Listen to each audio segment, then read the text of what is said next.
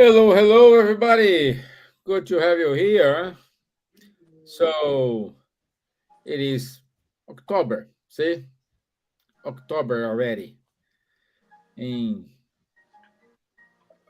Miss Gibbons knows if counting weeks, we are whatever weeks to Christmas. So it's Well, Christmas actually,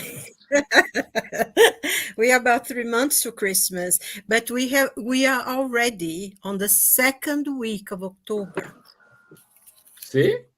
You See? see, That's why I like to talk to wise it's, people. it's flying by. It's flying by. Yeah, exactly. So, and today it is a wonderful topic. We're gonna talk about Allan Kardec. For those who doesn't know who is Allan Kardec was a French educator, and he was responsible to codify the Spiritism teachings and how it happens, why we will. That's what we're going to discuss here during our conversation today. So, good evening, Elsa. How are you, my dear? Thank you for being here with us. It's a pleasure, Steven. As the ancient times, we started 5 years ago these episodes, Spiritual Light. And for me, it's always an honor to be here with you, Charles, Silvia, Rodrigo, that's not here today, and Vanessa and others. Perhaps one day we'll join everyone. And thank you for our people that are participating on the chat and are watching us now. Keep your thoughts with Kardec now. Yes, yes. Ms. Gibbons, good evening, my dear. Hello, good evening. Good evening, Elsa. Nice to have you here. Hello, Charles. Hi, Steven. Hello, everyone that will be listening to us and be with us later on. I hope you enjoy. This is a very special live that we have today, talking about Kardec, who brought the Spiritist doctrine for us, worked very hard to make sure that everything was there, that the spirits were teaching us. And he did this wonderful work for the whole of humanity and for our future. And it's so special that we are taking some time to stop and think about him and the work that he fulfilled and brought to us, the most wonderful thing for our lives.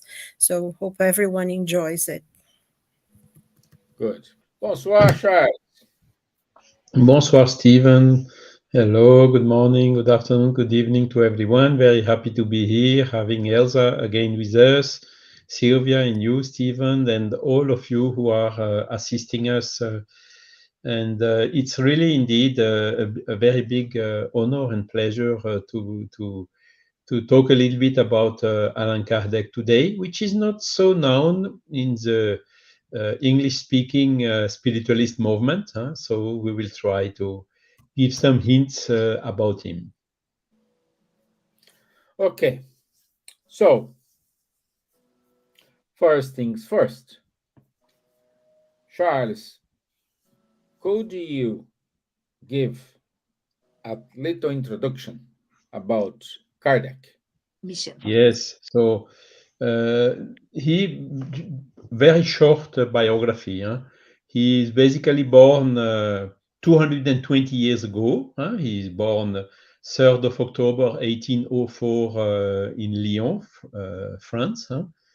He never lived in Lyon. He was living his first years in a city between Lyon and Geneva, more or less, which is called Bourg-en-Bresse. And then he had the opportunity to study in Switzerland with Pestalozzi, which was a very well-known educator of the beginning of the 19th centuries in Europe. That's where then he had the opportunity to acquire a huge cultural awareness because he had friends from different cultures, different religions, different languages. And then in 1822, he went to Paris with his mother and his uncle, because his father disappeared when he was 6 years old. So he did not have the education of the father. So they went to Paris, and then in Paris he started his career as an educator. He wrote a first book, a treatise of arithmetics, as per the method of Pestalozzi, with some improvements. So he started his career spreading the education method of Pestalozzi in Paris. Very few short after, he founded a primary school in Paris. It was in 1825. And then this school was growing. It went also a gymnasium, and which had quite some success. He made a short. He was also during this period member of several scientific societies.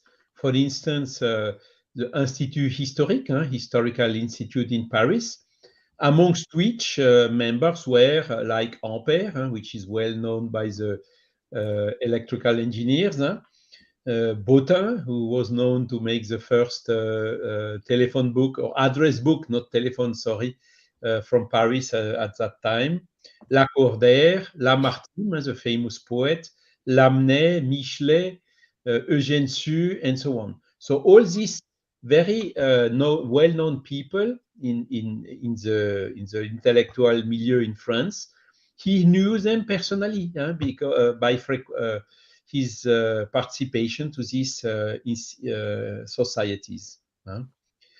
He also visited UK, so he was in London in 1837. So it's something that we found out, and there was an announcement in the newspaper of London.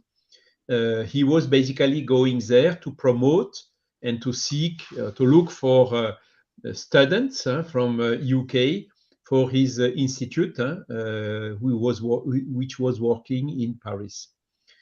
Then, unfortunately, his life became a little bit more difficult.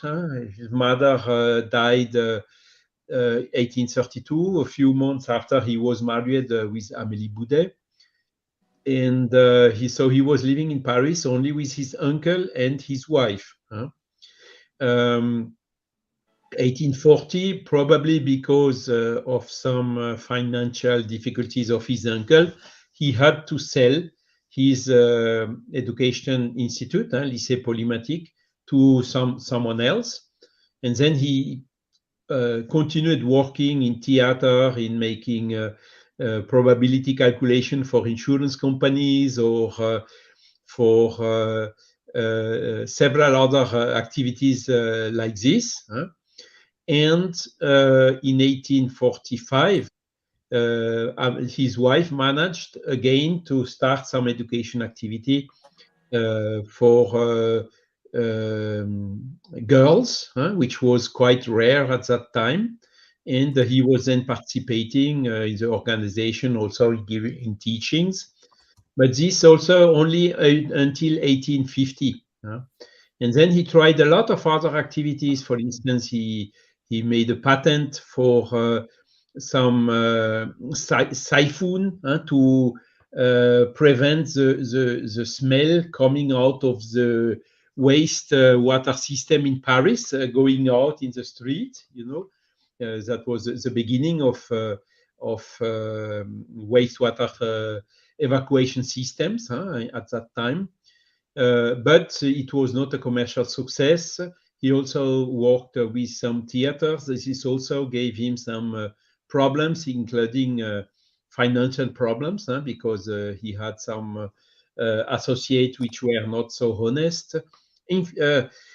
Summarizing, he was somehow prepared by the spirituality for another mission, which he started 1854, 1855, when after this first phenomenon in Hydesville, 1848, which is considered in the spiritualist movement in the US and UK as a starting point of the modern spiritualism, the phenomenon of Hydeville in the Fox family house, which was basically haunted, and where there were the first trials of communication with the origin of the haunted house. And that had a huge spreading in the newspaper of the epoch. You had some religious people who were saying it's a devil, but also some very serious scientific people, like, for instance, Robert Hare, which was an engineer, and who came to the conclusion, yes, these phenomena are authentic. So this gave somehow the fashion of the turning, dancing, or speaking tables throughout the world, including in France. So this was in the early 1850s. And Kardec, the first time heard about was in 1854. At the beginning, he was, of course, in doubt, skeptical. Looks a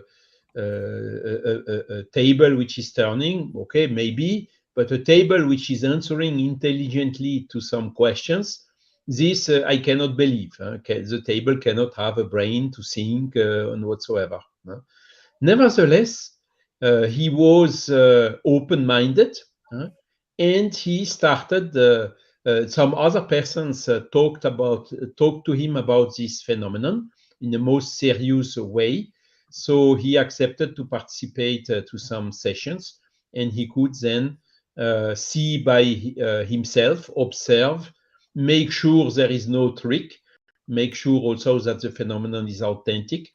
And then that was the starting of his investigation.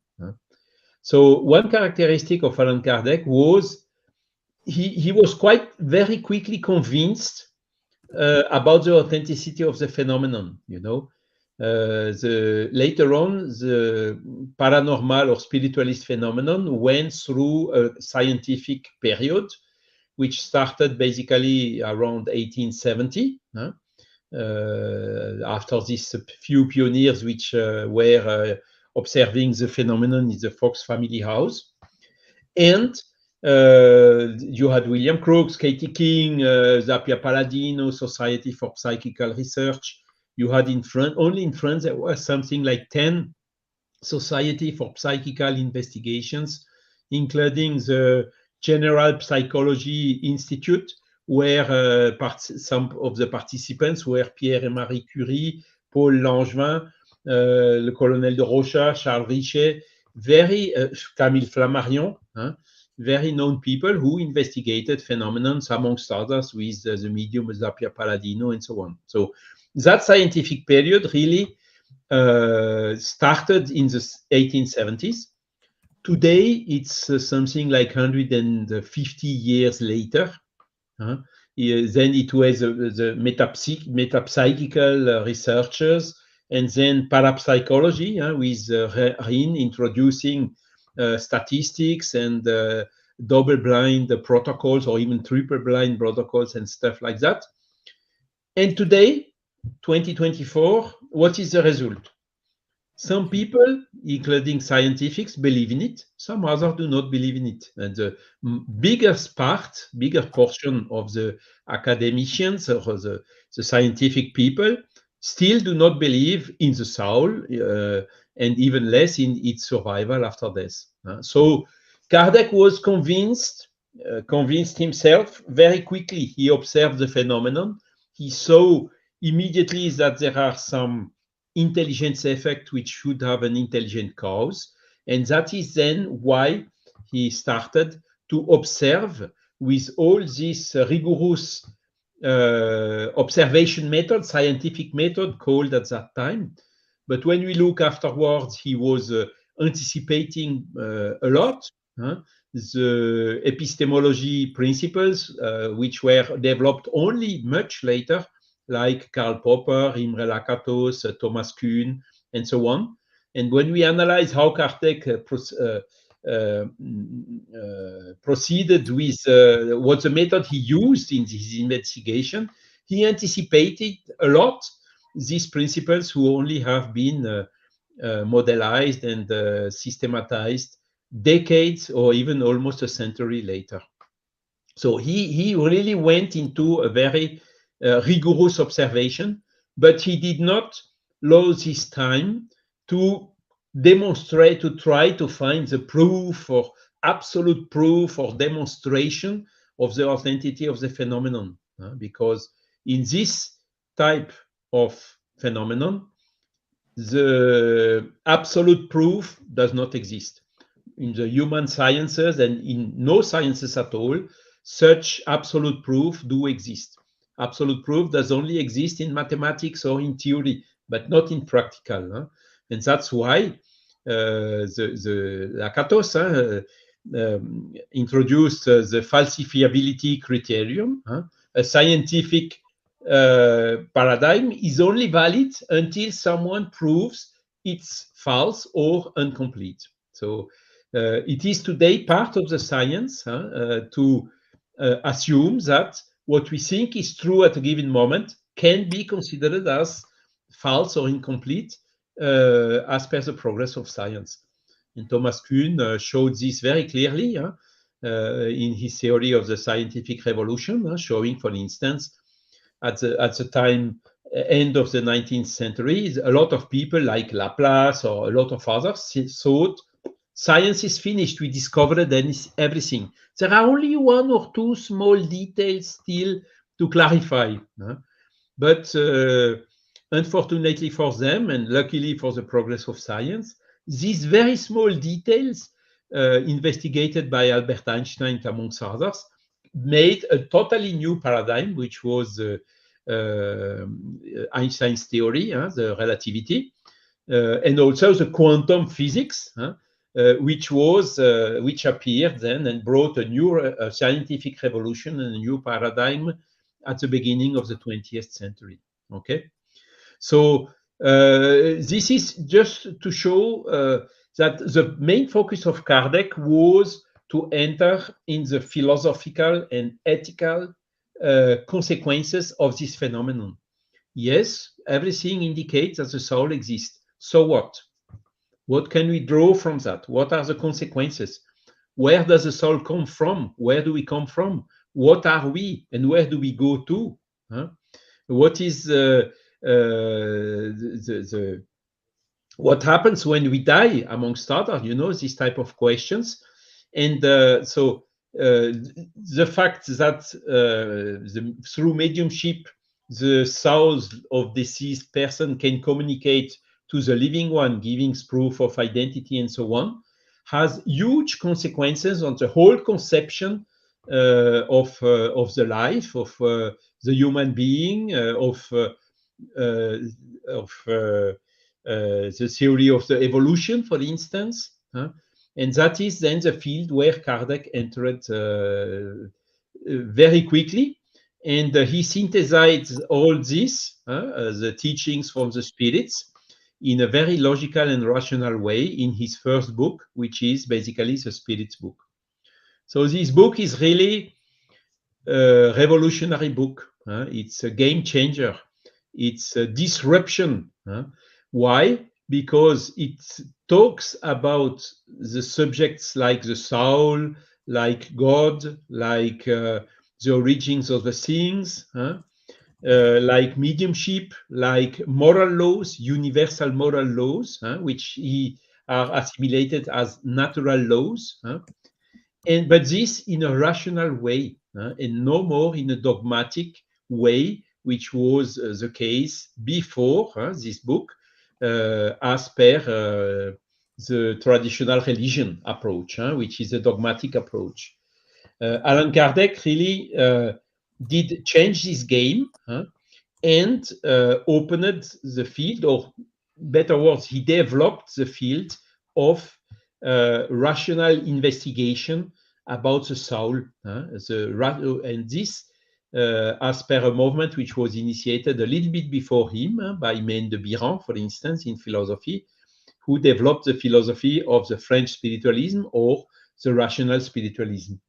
And this is a characteristic who is also existing in the modern spiritualism that is mostly more known in the English-speaking or Anglo-Saxonic countries like UK or US or Scandinavia or Holland, Germany, and so on. So Kardec was completely in line with those, with one exception. The Spiritist body of knowledge is teaching about the reincarnation. This means that we have multiple lives here on Earth. And this notion of reincarnation was, particularly at the beginning in US and also in UK, rejected by the modern spiritualists. And even this later on, if there is someone called like Ian Stevenson, which was born in US, he was professor at the University of Virginia in US, and he made really outstanding investigation about cases which could suggest reincarnation. And this helped a lot, doing such that in the spiritualist movement today in the Anglo-Saxonic countries, you have a big portion of people who are convinced that the reincarnation is true and is a natural law. And Kardec entered in this field due to the arguments given by the spirits, and also the philosophical reasoning on top of the facts which are suggesting reincarnation. So he entered in this from the beginning in the spiritualist body of knowledge. So basically, he changed the game. So rational investigation of spiritual or psychical phenomenon, and also with a different approach. His approach was not dogmatic anymore like it was in the church. It is written in the book, so you have to believe in it. Even if you don't understand it, you have to believe in it because it's written in the book. This is the heteronomous approach, which was in force until that period, and even still today. No, Kardec really changed the approach by inaugurating a scientific approach and an autonomous approach. He wrote, Spiritism does not say believe first and you will understand later if you can, but Spiritism is saying understand first and you will believe later if you want so. So you are still, even after understanding, you are free to believe in it or not. And this is typically the autonomous approach of these questions that he inaugurated. So I think it's really a pity that Kardec is not so known in the Anglo-Saxonic world.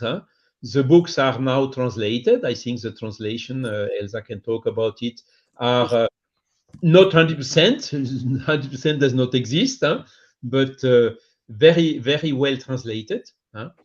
And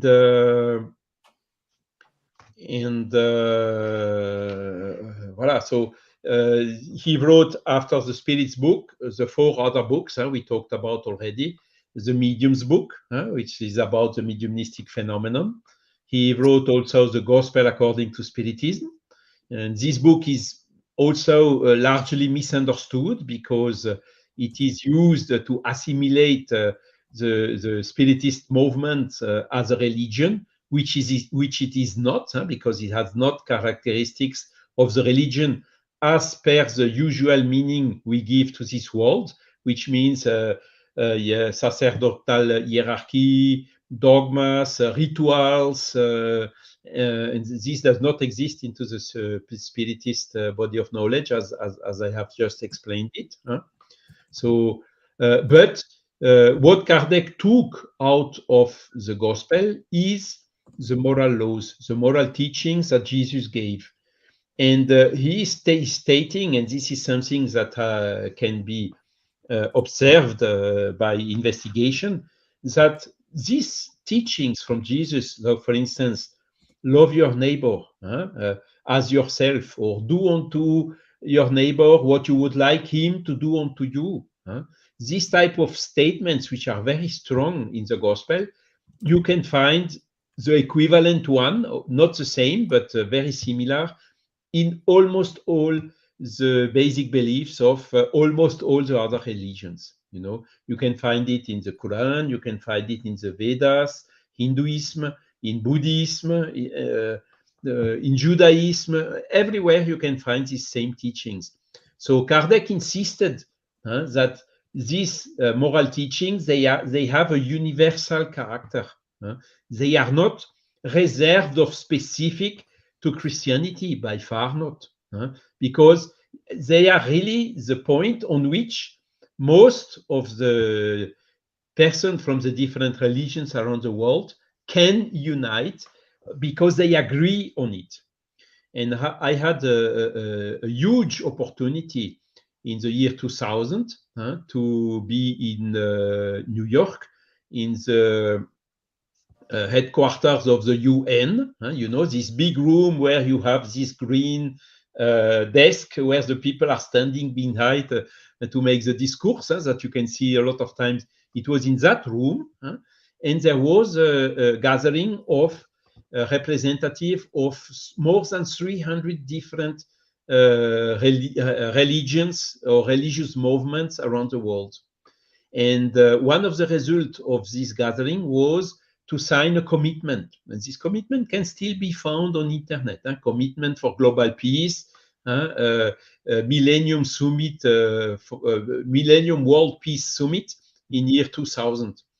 And in this commitment, you have something like 10 to 15 or 20 basic statements on which almost all, with only one or two exceptions, most of this, almost all of these 300 representatives signed it.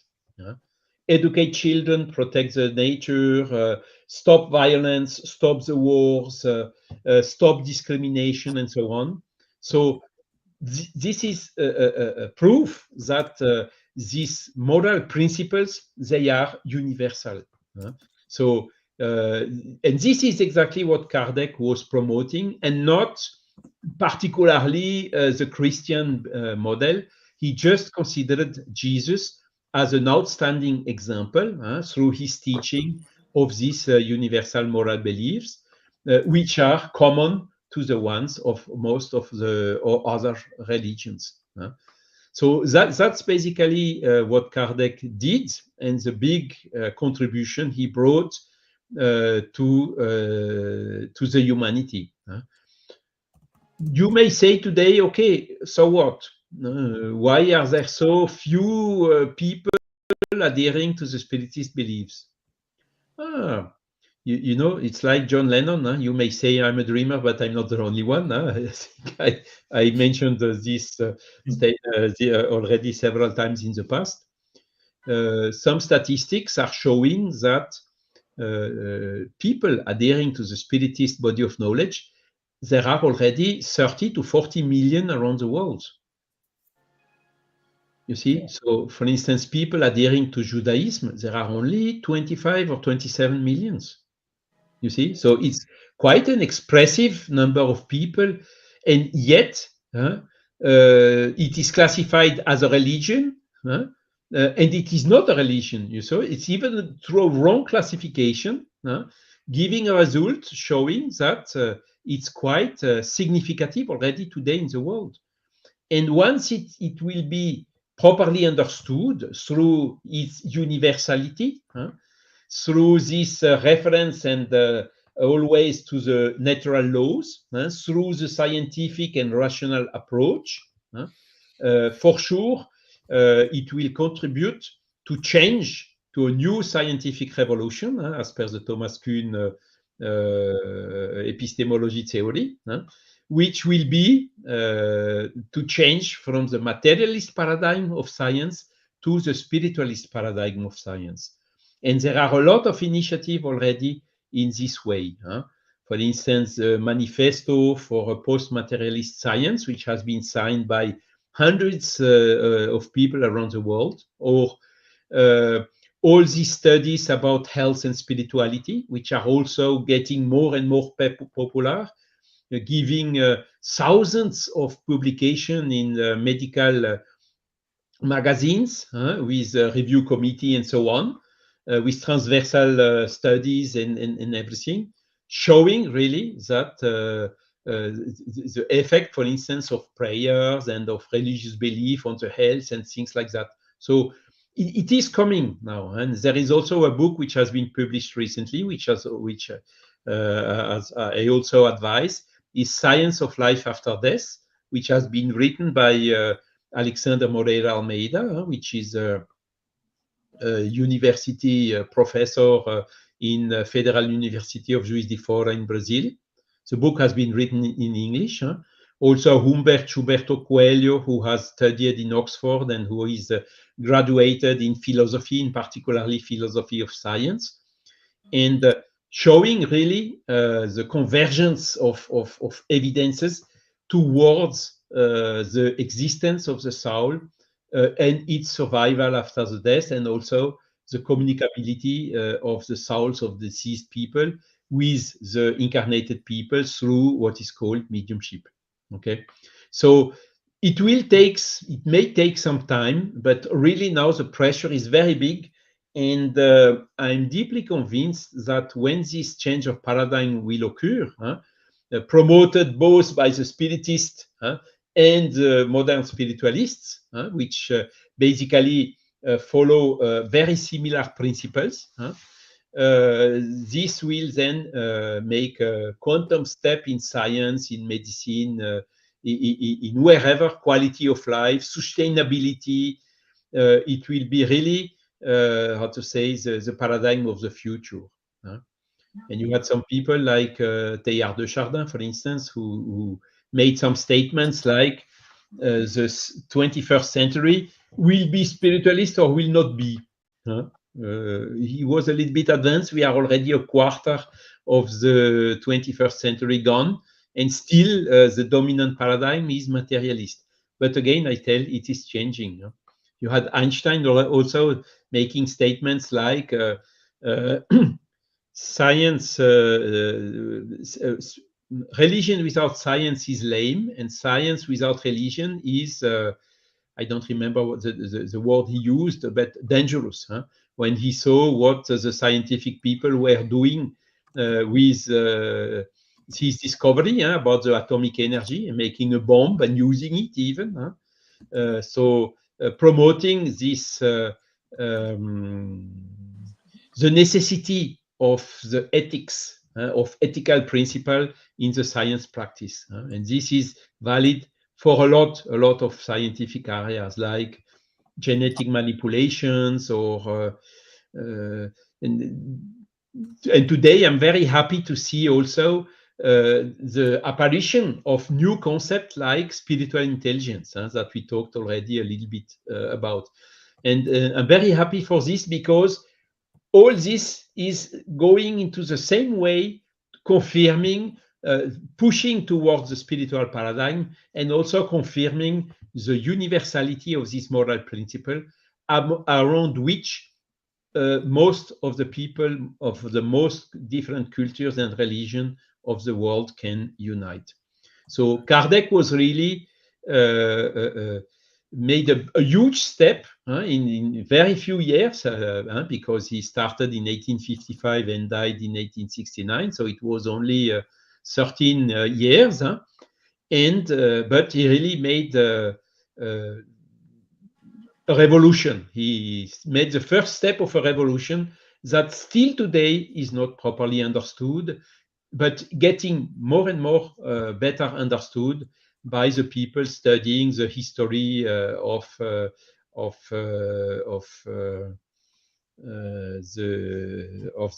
humanity, basically, and of the beliefs. So that's. Sorry, Stevan, I think it was a little bit more than just an introduction. So now I will shut up and let you talk, compliment, and also make questions. Good. Thank you, Charlie. Well, that's a very good introduction. So, Ms. Gibbons, whatever Charlie forgot to say, would you mind to compliment?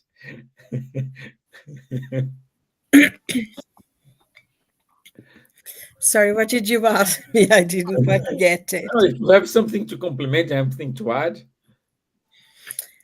Well, I think that the most important point is Charles talked about Kardec and all the work he did, and I think he was, before he started researching about Spiritism, he was already very interested, working in magnetism. He was a member of a society, so he was already studying about all the different effects of magnetism on people. So he, in a way, he was already prepared. The road had already started on the road that would eventually get in the work that he did about Spiritism.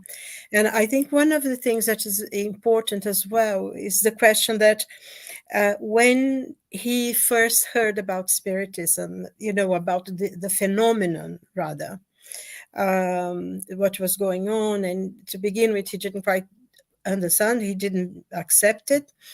But then he, the people were people who he trusted and were people of good standing. So he went, and of course, he thought, how tables cannot, they don't have a brain, how can they answer a question? But it was, whenever he was in those meetings, the meeting took a different role, was quite serious. And I think one of the wonderful things he did, he wrote all the questions that we still ask now, all the questions in the Spirits book, the questions that Kardec proposed to the spirits. And he got all the answers and compared the answers, and to intuition and the help, he put the book together. And anyone, if you haven't read the Spirits book, you don't need to be a spiritist or anything, but if you have at least intellectual curiosity and you open this book, and it's literally all the questions that we ever ask, what is God? Why am I here? What the reason why I'm here? Why do I suffer? Why do I have to put up with life? Why things happen? Where am I going to go once I leave this earth? Because even though a lot of people say, oh, I don't believe, I think you die and that's it. But we know that we are eternal spirits. We've been created and we have lived many lives. We have been through many experiences, many existences. And then, even though I think it's a lot to do with pride and people feeling that, oh, they know better than everybody else. And, they tend to look down on people. But it doesn't take away the fact that they, as a spirit that was created by God, they have had many existences, and the knowledge is within them. And eventually they will know. And I mean, we know when people, they go to the spiritual world, they sleep and all that kind of thing. So I think there is a lot of, even people say, oh, I don't believe in God and all that. And one thing that is interesting about Kardec, he said, it's not a question of belief, it's a question of acceptance. You either accept it or not. You're not, obliged to accept it. But in a way, it's irrelevant, whether you believe in God or accept God. God exists, and that's it. It's that's one of the things. And the questions that Kardec put to the spirits are the questions we ask. And answers so many of our own difficulties now. And what gives you is an understanding of life, that how precious it is, how we work sometimes quite hard to be able to be born, and what we learn here, and how the spirit progress. And there's so many wonderful things in the Spirit's book. So you out there, if you have never read the Spirit's book, read it, because it's wonderful, at least for literature. There are so many answers for us. And I think the work that Kardec did in something like 10 years is huge. It's a month. It's so great, because he put together the Spirit's book, which gives us an understanding of our soul, of our meaning in the world, the laws of nature, the laws of God, about the universe. I mean, the Spirit's book have questions that only now we begin to understand. Question about the fluids and how everything is made from a primary fluid, is a secondary fluid, and everything that's matter is made from the secondary fluid. I mean, we're beginning science, is just beginning to study and to learn about these things now. Well, she's gone. Okay, so yeah, Elsa, while she's back, so would you mind to add your 2 cents? See, when I was listening Charles and Silvia, I was thinking that besides a great woman, there is a great man. Kardec was a great man, but his wife, Amélie Gabrielle Boudet, was a great woman. And after Kardec's death, she became the international leading authority of the world on Spiritism. And most of the time, we don't talk about Amélie Boudet, of course, but she was a great person, a great leader as well after Kardec. And she was a little bit older than him, and she had a very kind soul, a poet, an artist, and she wrote 3 great books. One of the books is my passion, that is Contos, I forgot the name, Contos Primaveris. I don't know how to say in English, but it's a fables of Pringles or something like Fabulous, that. fabulous. Fabulous, yeah. And I'll see if I come back. And when we think about this, Apologies, I don't know, the whole thing just went black. Sorry. Beg your pardon. Go on, Elsa. continue, Silvia. No, please go on. I'm sorry. I'll say something at the end. So sorry. No, I was talking about a little bit about Amélie Boudet, how great she was to be besides Kardec and helping him to be the founder of Spiritism in the world, the codifier, to organize things, helping him with letters, doing a lot of things, although they don't have children, but the children were the books, were the Spiritist movement, where they put all the energy and ideas in order really to spread in the world, in other languages. And now we have in 25 languages the Spirit's book translated. So this is the way that Kardec gave to us this legacy of how really to work hard. And this afternoon, Charles was talking about his mission, and people are really crazy when they learn about the mission of Kardec, how Kardec suffered a lot inside the Spiritist movement, and he kept himself strong and go on, although he was sometimes had some illness as we have nowadays, but the spirits were surrounding him, helping him, and his guide, the spirit of truth, was beside him all the time, even saying, the book that you will put the name is the spirit's book, because it's not yours. It's, we are that writing this book. And when you have your book, you have your own name, Hippolyte Leon. But you pick the pseudonym, you'll be Allan Kardec. And the Spirit's book is written by us. That is the exchange idea, the way that he was having support from the spirits. The interaction was amazing that time. He was a truly, truly special man in the world for us. Wonderful. So, Ms. Gibbons, if you want to compliment, please. No, it's just apologies. I don't know what happened. It just went down. One of those things about being online. I was just going to say as well about the work that Kardec did, because in the Medium's book, for instance, with the work he did, I think that there wasn't before, and there is not another book explaining about mediumship as the Medium's book has. Mediumship always existed, but Kardec actually went and, through the spirits, they explain exactly what mediumship is. And it's very, very important as well. The work is just phenomenal, and is so important for us to read and to understand, because it gives you meaning to our lives now.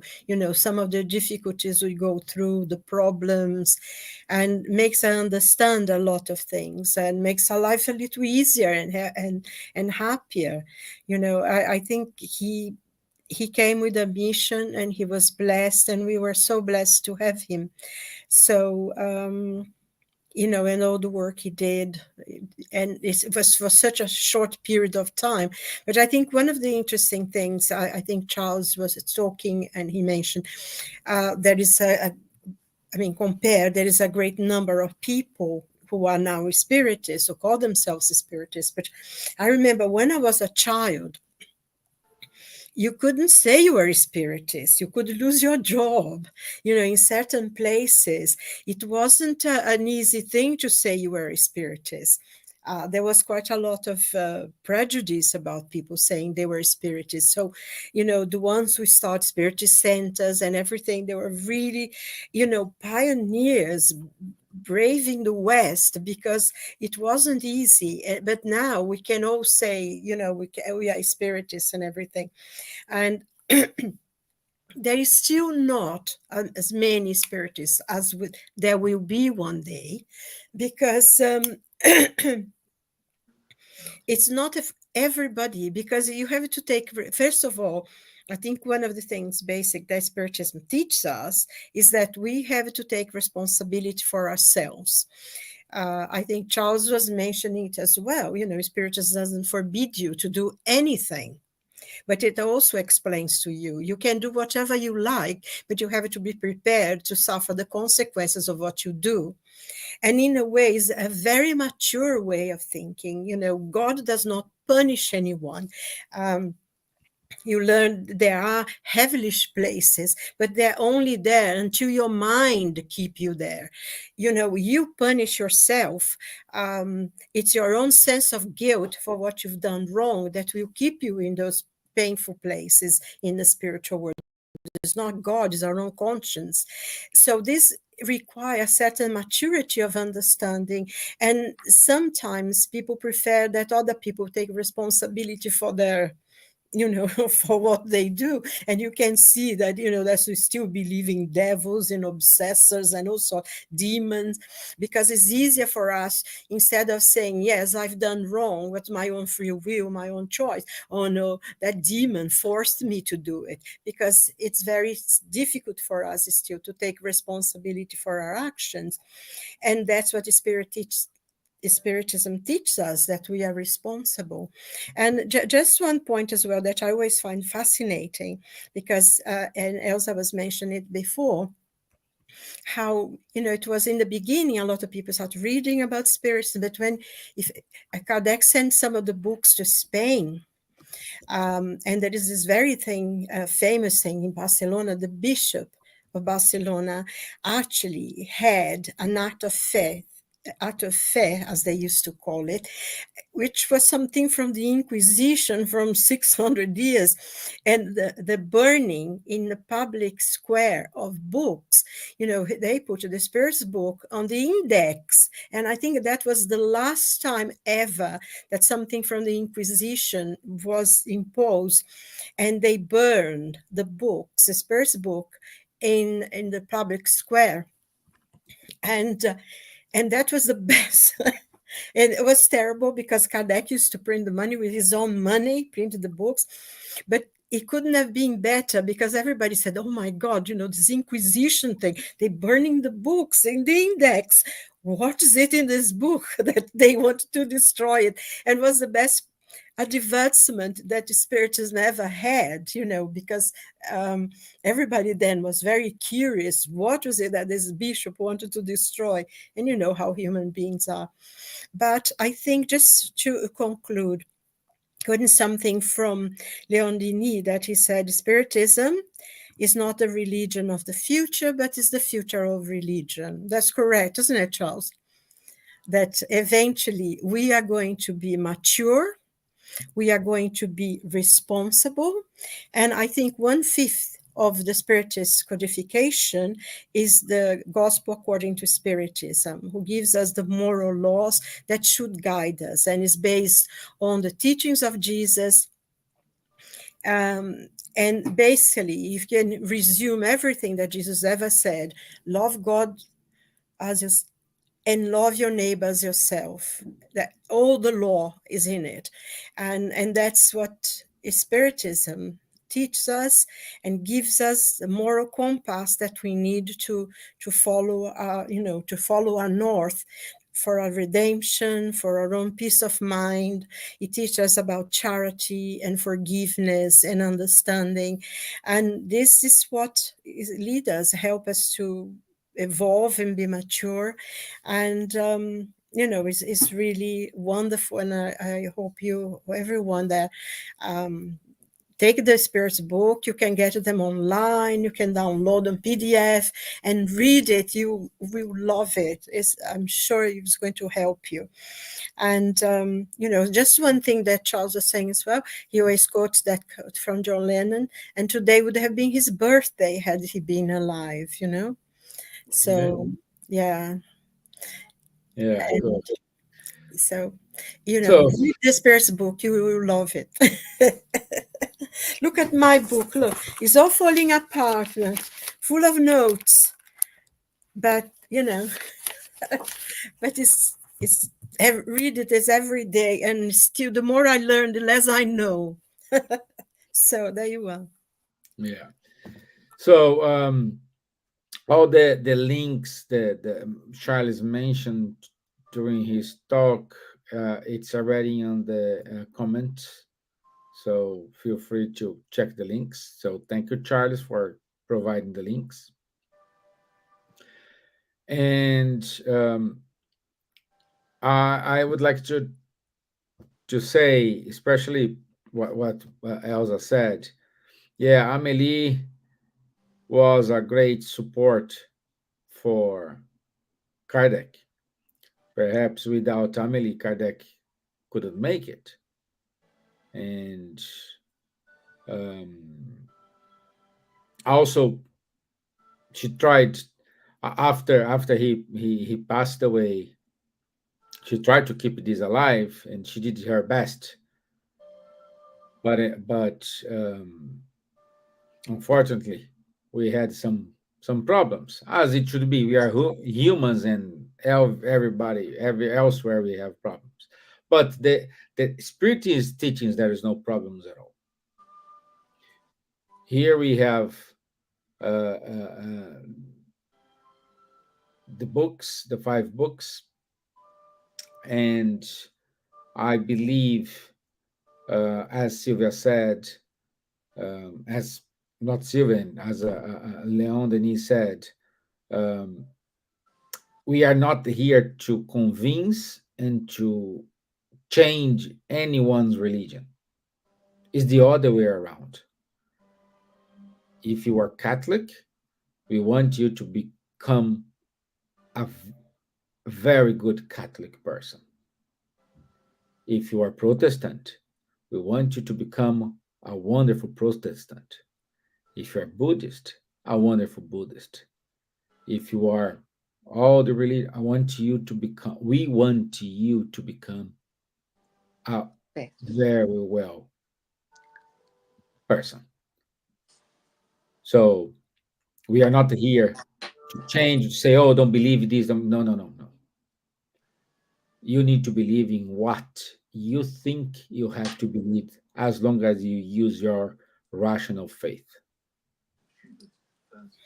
Actually, Stevan, there are two more books. There is What is Spiritism, What? which is Yes. which is very interesting for people to read because Yeah, it's especially the complicated. dialogue, especially the part And of the the Spiritism dialogue. in its simplest form as well. And of course, there are all the Spiritist magazines as well.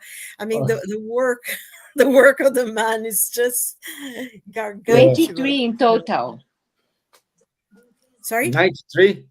23 in Oh, total, 23. isn't it, Charles? Yeah. Yeah. So 23 or Yes. 22? But Kardec's but works. anyway, we want to say thank you to Kardec for his devotion, for his hard work. On October the 3rd was his birthday.